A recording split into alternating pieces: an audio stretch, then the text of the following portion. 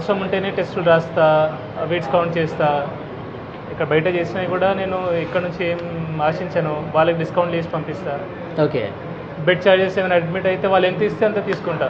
అంతేగాని ఇంత అని చెప్పి ఇంత లేదు. ఫిక్స్డ్ రేట్ కానీ డిమాండ్ కానీ నా పాత పేషెంట్స్కి తెలుసు, ఎవరైతే అడ్మిట్ అయిపోయారో నేను ఎప్పుడు కూడా డబ్బుకి ఆశించి చేసేది లేదు. ఇప్పటికి కూడా నాకు ఇంతమంది పేషెంట్స్ వస్తారని నేను ఆశించి ఏం చేయట్లేదు.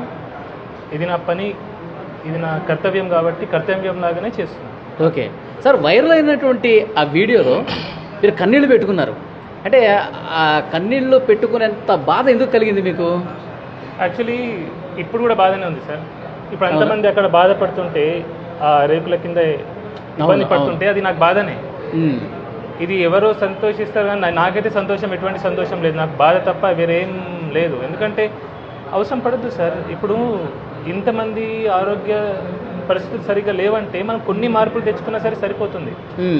ఆ రోజు ఏమైందంటే నేను ఆల్రెడీ అప్పటికి ముందే నేను చెప్తుంటా అందరికి పేషెంట్స్కి, ఇట్లా రిఫైండ్ వాడకండి, ఇవి చేయాలని. ఆ రోజు నేను అడిగితే అందరూ రిఫైండ్కి చేతులు లేపడం జరిగింది. అవును. దాని ముందు అక్కడ ఒక అబ్బాయి కూర్చున్నాడు, వాళ్ళ అమ్మ పక్కన కూర్చుంది. అబ్బాయి చేతిలో ఫోన్ ఇచ్చింది, ఆ అబ్బాయి వీడియో తీస్తుండు. ఓకే. నాకు అది నేను తట్టుకోలేకపోయినా.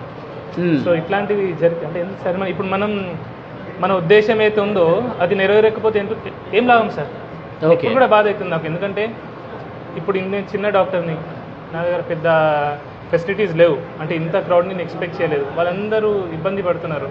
నేనేం చేయగలను? నేను బటర్ మిల్క్ తెప్పియగలను, 2-3 కూలర్లు పెట్టగలను, అంతకంటే నేనేం చేస్తాను?